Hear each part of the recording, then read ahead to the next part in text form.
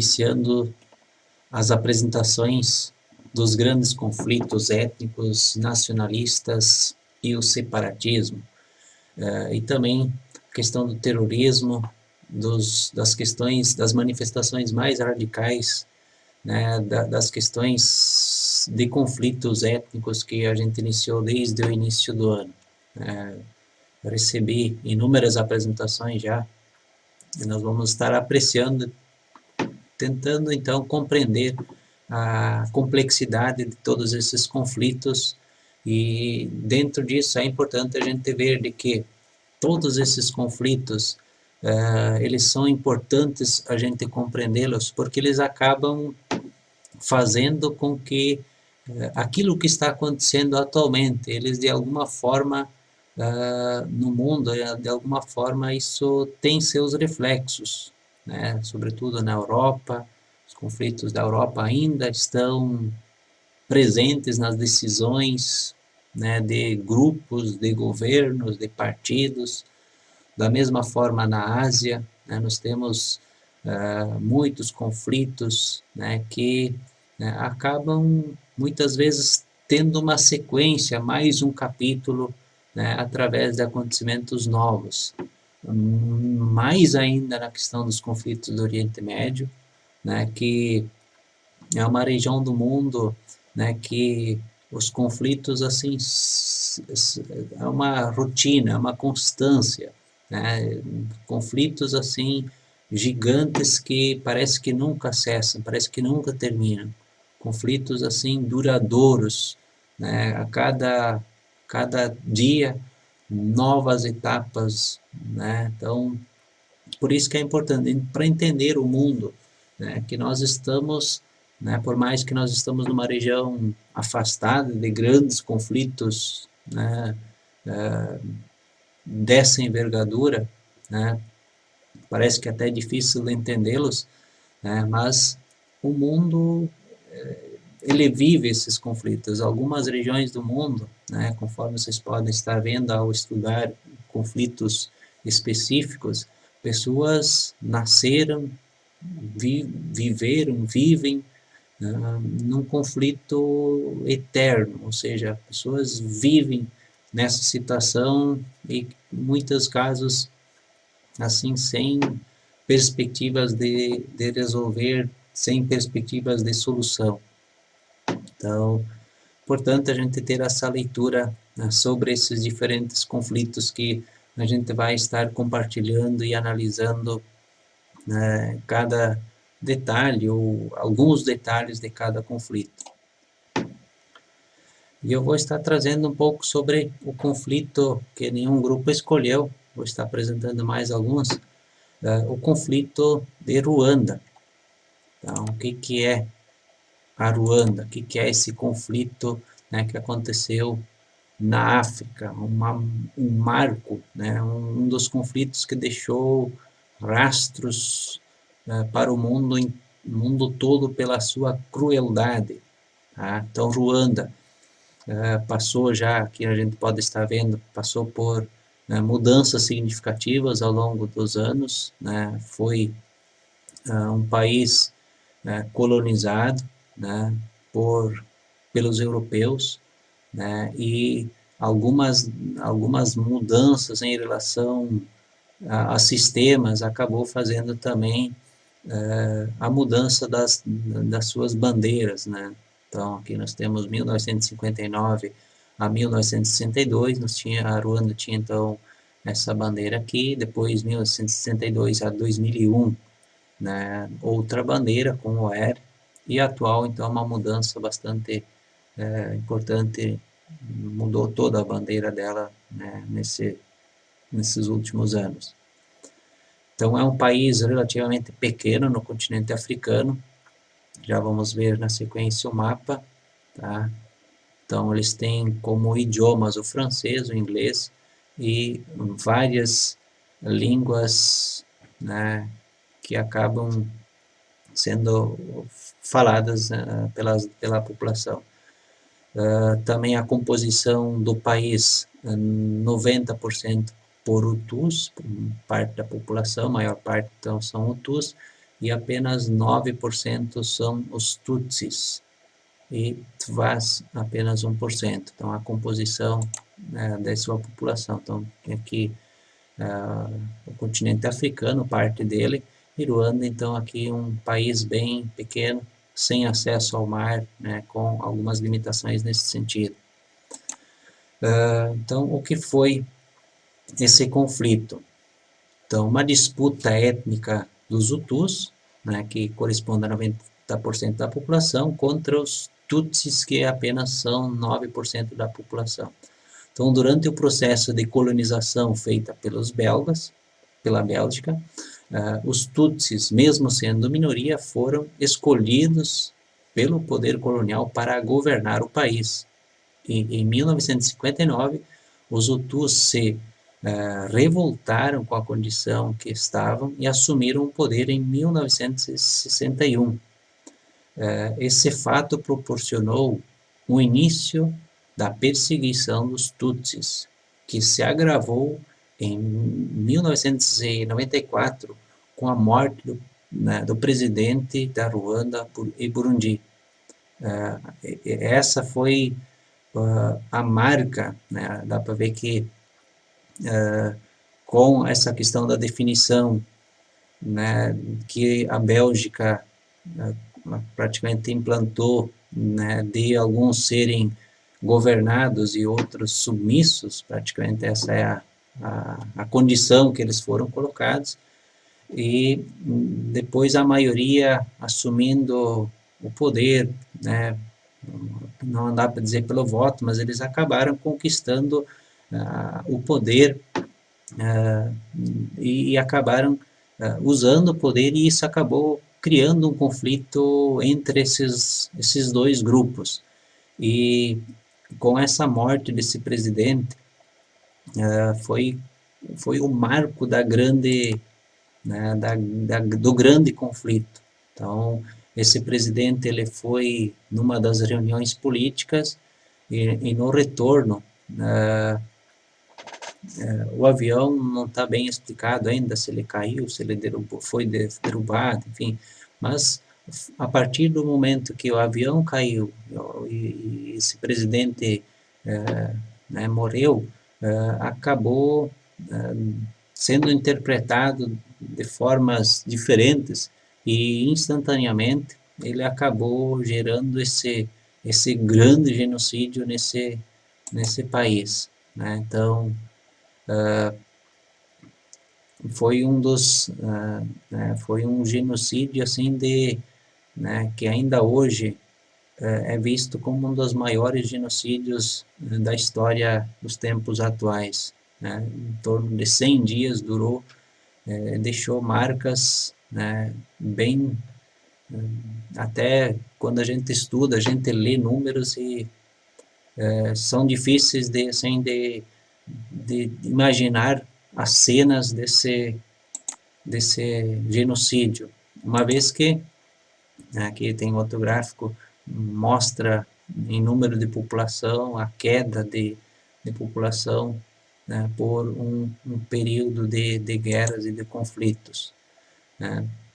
Então é bem trágico, então esse conflito de Ruanda, né, que é visto como um dos maiores genocídios. Tem inclusive vários filmes, um deles que ele trata toda essa parte hotel de Ruanda, tem o próprio filme Ruanda, né, que vale a pena assistir para entender um pouco mais desse conflito complexo, né, que esse país acabou passando. Se a gente pesquisar hoje Ruanda, a gente vê muitas imagens de pessoas dilaceradas, com cicatrizes gigantes, né, que ainda estão vivas e que viveram nesse período, né, em que as pessoas eles acabaram se matando com tipo arma branca, né, com pedras, pedaços de paus, facões, enfim.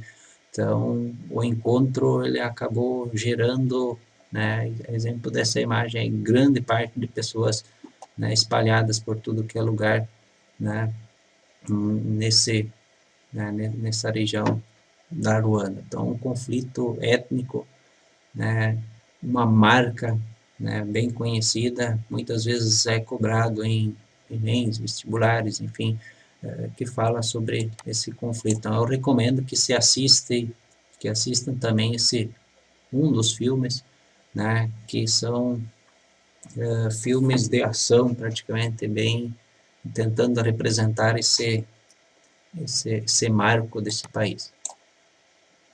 Muito bem, então vamos para os próximos aí que vocês podem estar acompanhando. Questão irlandesa. Durante o século XII, a ilha da Irlanda foi dominada pela Inglaterra. Com isso, uma grande quantidade de imigrantes entrou no país, sendo eles ingleses e escoceses. No ano de 1800, por decreto da coroa inglesa, a Irlanda passou a pertencer ao Reino Unido, que na época era formado por Grã-Bretanha, Inglaterra, Escócia e País de Gales, juntamente com a Irlanda do Norte. No início do século XX, o conflito entre a Irlanda e o Reino Unido ganhou uma grande proporção, com a criação do Sinn Féin, que significava nós próprios. Era um partido político que representava os separatistas irlandeses. Já o Exército Republicano Irlandês, que na sigla inglesa se dizia o IRA, foi quem organizou essa luta armada contra o domínio britânico. Os conflitos obrigaram o Reino Unido a assinar um tratado em 1921. O tratado era chamado Anglo-Irlandês, que na época os condados do sul, que eram maiormente católicos e de origem irlandesa, formaram um Estado livre, Estado da Irlanda. Os condados do norte, que na maioria eram protestantes e ingleses, permaneceram ligados ao Reino Unido. Esse processo de independência se encerrou apenas no ano de 1937, com a criação de um novo país, denominada República do Eire, que era a Irlanda, mas foi só reconhecida pelo Reino Unido em 1949. A Irlanda do Norte continuou pertencendo ao Reino Unido.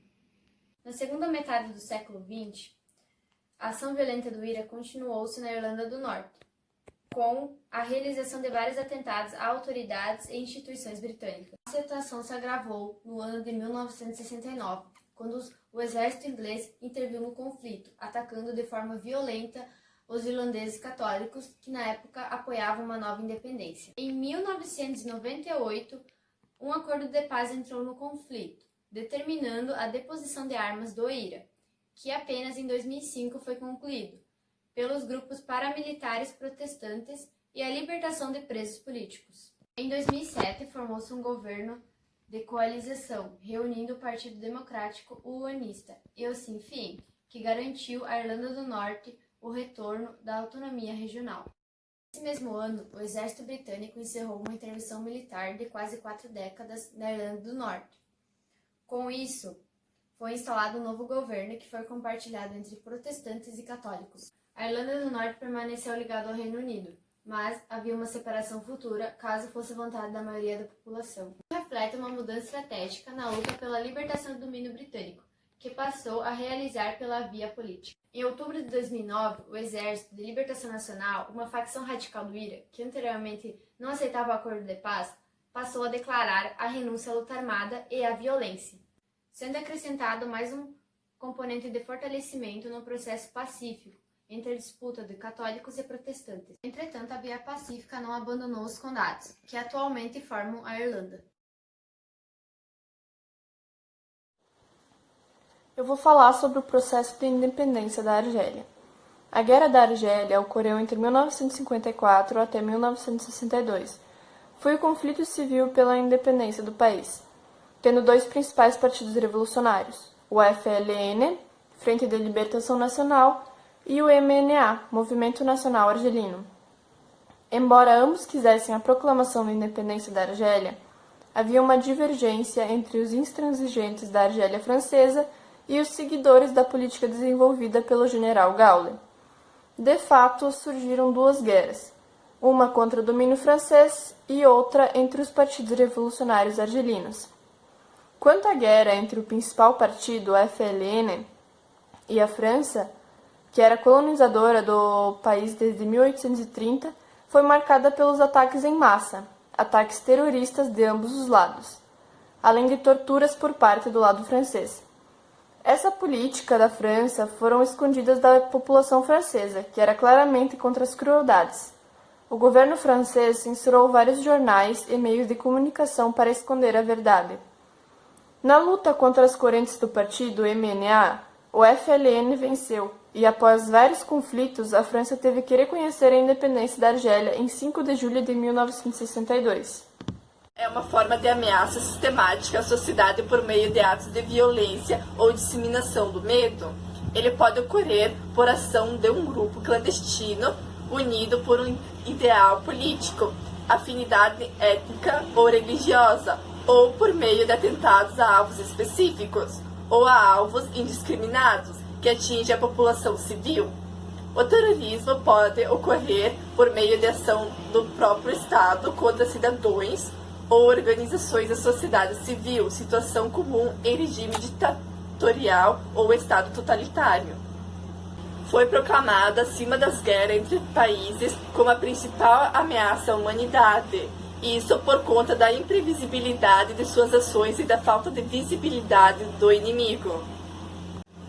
Ações de caráter terrorista como instrumento de luta política passaram a ocorrer já no século XXI. Ao longo do século XX e XXI, vários grupos promoveram atentados na Europa e em outras partes do mundo. As motivações, as estratégias e as conquistas foram diversas, segundo o momento histórico e as nações envolvidas. Foi inclusive o estopim da Primeira Guerra Mundial, de 1914 a 1918, conflito que deixou mais de 10 milhões de mortos e modificou radicalmente o panorama político internacional. Mas foi durante o período da Guerra Fria que o terrorismo adquiriu dimensão internacional. Grupos terroristas de diversas matrizes ideológicas, de oposição a governos, ditatoriais ou não, foram formados em todos os continentes nacionalistas, em luta pela independência ou por maior autonomia nacional. Parte expressiva desses grupos partidários, de causas legítimas ou não, foram apoiados e incentivados pelos Estados Unidos ou pela ex-União Soviética.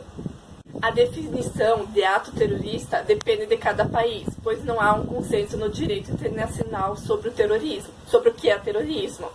A enciclopédia britânica o estabelece como uso sistemático de violência para criar um clima de medo generalizado numa população e dessa forma atingir um determinado objetivo político. O terrorismo tem sido praticado por organizações políticas tanto de direita quanto de esquerda, por nacionalistas e grupos religiosos e por instituições do Estado como forças armadas e policiais. Apesar da falta de consenso, alguns elementos parecem ser comuns nos atos terroristas do século XX e XXI. O primeiro é que ele é realizado por pessoas com baixa tolerância a indivíduos que não estão de acordo com determinadas ideologias. De qualquer forma, o terrorismo procura causar atos violentos espetaculares e que chamam muita atenção. Por isso, o alvo escolhido deve causar grande quantidade de vítimas ou ser num lugar querendo de horas de programas e reportagens televistas. Um exemplo de atentado terrorista é o atentado de 11 de setembro de 2001, na cidade de Nova York, contra as Torres Gêmeas, e o Pentágono foi considerado um marco para a definição do terrorismo como o entendemos atualmente. Agora eu vou citar uns tipos de terrorismo. Apesar de serem caracterizados por ações violentas, é possível diferenciar alguns tipos de terrorismo. Existe o terrorismo indiscriminado, que o próprio nome já indica, que não existe um alvo específico. A principal característica é atentar contra a vida da população civil de forma indiscriminada. Um dos meios é depositar bombas em latas de lixo, cafés, cinemas, metrôs e outros locais públicos, com o intuito de chamar a atenção do governo e propagar o temor da população. Também existe o terrorismo seletivo. Nesse caso, há um alvo específico e suas ações são principalmente pautadas na chantagem, tortura, terror psicológico, dentre outros. Um notário exemplo desse tipo de terrorismo é o grupo estadunidense protestante e racista Ku Klux Klan, fundado em 1865. Seus alvos eram principalmente a população negra dos Estados Unidos e, em menor medida, judeus e brancos que lutavam pelos direitos civis destas minorias. Exemplo é o terrorismo de Estado. As ditaduras, com o pretexto de impor a ordem, praticam violações aos direitos humanos contra grupos políticos que não se enquadram nas leis dos estados de exceção. Dessa forma, suspendem garantias constitucionais e encobrem as violências praticadas pelas forças policiais. Como exemplo, temos o terrorismo de Estado na época da Alemanha nazista, ou as ações dos Estados ingleses contra manifestações realizadas pelos irlandeses como o Domingo Sangrento. Isso é o terrorismo comunal, chamado também de terrorismo comunitário, que é caracterizado por manifestações e atentados que visam controlar e debilitar a capacidade produtiva da comunidade. Assim, são atingidos alvos como cisternas, pastos, gados, o direito de ir e vir, e tudo que serve de sustento econômico para uma população. Um exemplo claro são as regiões que são controladas por narcotraficantes, os quais passam a ditar as regras de convivência daquela população. Em 1998 se iniciou a guerra e durou até 1999. O conflito entre as forças de segurança sérvia, Iugoslávia e o Exército de Libertação de Kosovo começou com uma guerrilha formada por integrantes de origem étnica albanesa que lutava pela independência da província. Após fracassar as negociações de paz sobre o conflito separatista, a OTAN atacou a Iugoslávia em 24 de março de 1999, dando início à Guerra de Kosovo. A OTAN exigia que Lizosevic aceitasse as bases do acordo de paz de Rambouillet. A ofensiva começa com ataques a alvos militares, mas a estratégia ampliou ações contra estúdios de televisões, fábricas, pontes e sistemas de eletricidade da Sérvia. A guerra era nessa região aqui. Kosovo era uma província ainda da Iugoslávia, agora a Sérvia. Após 79 dias de bombardeio, em 3 de junho de 1999, os líderes ocidentais de Milosevic chegaram a acordo para o fim da guerra. As tropas sérvias iriam retirar-se e permitir o estacionamento de uma força internacional de paz no Kosovo. Em 10 de junho, a cúpula militar da Iugoslávia assinou o acordo para encerrar o conflito. Após a entrada das tropas da OTAN em Kosovo, foi instaurado um governo provisório, sob a tutela da ONU. A maioria dos soldados do exército iugoslávio deixaram a província ao mesmo tempo em que refugiados da origem albanesa iniciaram o retorno ao território. Cerca de 200 mil sérvios fugiram para a Sérvia por temerem represálias. Com 90% da população de Kosovo era albanesa, iniciou-se um movimento gerado pelos kosovares que buscavam a separação dos sérvios e albaneses, para que esse último tenha uma própria autonomia. Muito bem, então, alguns conflitos, então, para a gente analisarmos, tentarmos compreender para hoje e essa semana. Semana que vem, então, a gente vai estar analisando todas as demais apresentações. E olhem só aquilo que nós podemos concluir já com esses conflitos vistos. Então, além da questão étnica, além da questão racial que a gente está estudando desde o começo do ano, que acaba gerando esses conflitos, confrontos, né, tem outra questão bem importante para a gente entendermos esses casos, né, não resolvidos no mundo, nos diferentes locais, que é a questão do conflito de sistemas, ou seja, a implantação, a Guerra Fria, disputa entre sistema capitalista e socialista, sobretudo, eles acabaram deixando marcas, né, em alguns locais vividos com uma intensidade, né, até de manifestações, né, de confrontos, de mortes, de violências bastante intensas e presentes até hoje. Alguns países conseguiram superar, conseguiram resolver de uma forma mais harmônica, de uma forma mais, né, interessante, mas outros então viveram literalmente, né, confrontos, manifestações com uso de violências, instigados ou, né, provocados,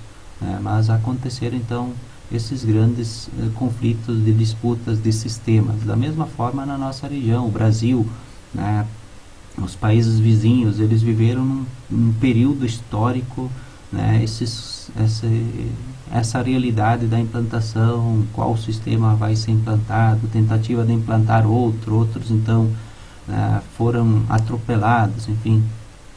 O Brasil teve esse momento em que alguns queriam implantar o socialismo, enfim, e outros não queriam, enfim, essa disputa, todos conhecem esse período histórico, logo depois da implantação do período militar, o que vem a ser esse período militar, essa implantação praticamente pela leitura de alguns para não vigorar o sistema socialista. Então, logo na sequência, o período militar que demorou bastante tempo, praticamente 21 anos no Brasil, e deixou marcas assim bastante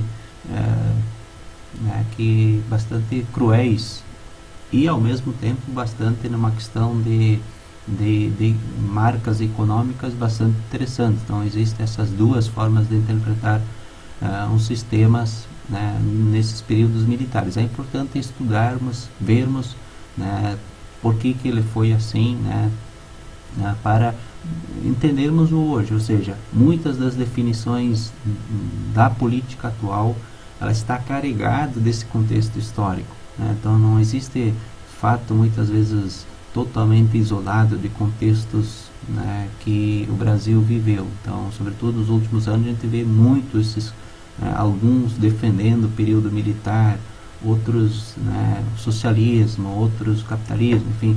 Então, o mundo está revivendo muitas vezes essas manifestações, que tem seu contexto histórico bem presente. Então, por isso, então, essa importância de entendermos eles. As mesmas situações dos países vizinhos, Argentina, Bolívia, Paraguai, eles passaram por essas etapas de uma forma, às vezes até manifestações mais cruéis, mais radicais, de eliminar pessoas, grupos, tentativas, enfim, todos nessa mesma situação. Mas, comparado com outras regiões, as ditaduras latino-americanas, essas tentativas de implantação de sistemas, que ela deixou marcas, mas foi mais harmônico do que muitas outras regiões ainda. A exemplo de várias regiões da África, das regiões do Oriente Médio, da região da Ásia, em que os conflitos foram muito mais cruéis, com marcas muito mais fortes. Então, bem importante a gente compreendê-los.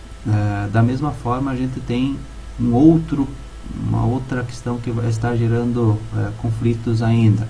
Nós vamos ver o caso da Síria, que também começou nessa questão, e ainda a questão do terrorismo, que nós vamos estar vendo que alguns grupos vão estar apresentando, que são manifestações assim de grupos que são reprimidos por longos períodos, e eles acabam se manifestando de uma forma assim surpreendente, de marcas de violência, muitas vezes até atingindo alguém que não tem nada a ver com o contexto histórico, mas são muitas vezes manifestações que eles muitas vezes são reprimidos por longos períodos, e eles acabam provocando essas ondas, essas marcas de violência, a exemplo do 11 de setembro e várias outras regiões da Europa, grupos atacando a imprensa, grupos atacando prédios históricos, enfim.